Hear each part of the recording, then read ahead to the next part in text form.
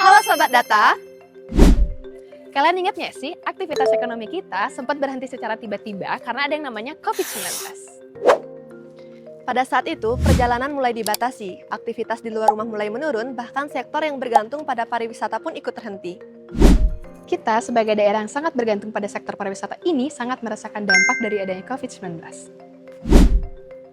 Untuk itu, mari kita bahas bagaimana sih perekonomian di Bali tanpa adanya wisatawan mancanegara. Sebelum pandemi, ekonomi Bali cukup baik. Data BPS menunjukkan bahwa PDRB per kapita Provinsi Bali relatif tinggi. Pada tahun 2019, jumlah wisatawan mancanegara yang berkunjung ke Bali sebesar 6,3 juta orang. Hal ini menandakan bahwa sektor pariwisata memiliki dampak yang besar pada perekonomian Provinsi Bali.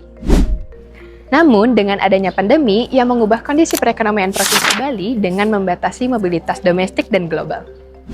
Pada tahun 2019, perekonomian Provinsi Bali tumbuh meningkat sebesar 5,6%.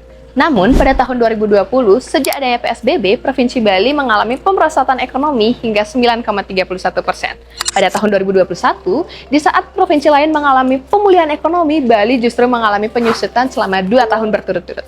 Hal ini menjadi penurunan paling dalam yang ada di Indonesia.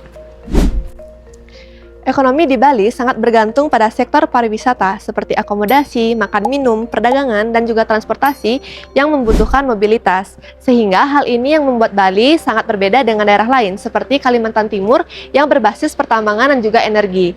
Sehingga karena hal ini Bali sangat rentan terhadap guncangan eksternal. Pada tahun 2022 dan 2023, pelonggaran pembatasan perjalanan mendorong kembalinya wisatawan dan juga pemulihan ekonomi. Pada tahun 2023, Bali mencatat pertumbuhan ekonomi sekitar 5,72%. Angka ini menunjukkan pemulihan yang sangat cepat. Namun, pertumbuhan ini masih didominasi oleh sektor pariwisata. Dari kasus ini, kita belajar bahwa ketergantungan pada satu sektor saja membuat perekonomian mudah goyah saat terjadinya krisis. Pemulihan perekonomian yang cepat belum tentu menandakan bahwa perekonomian tersebut semakin kuat. Jadi Sobat Data, diversifikasi ekonomi menjadi kunci agar stabilitas ekonomi tetap terjaga.